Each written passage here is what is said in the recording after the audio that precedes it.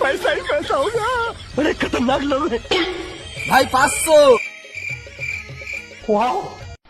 भाई 500। भाई 500। भाई 500।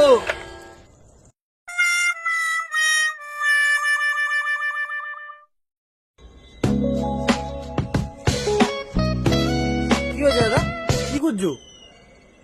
দাদা আমাদের টাকাটা না হারিয়ে গেছে। কি করে?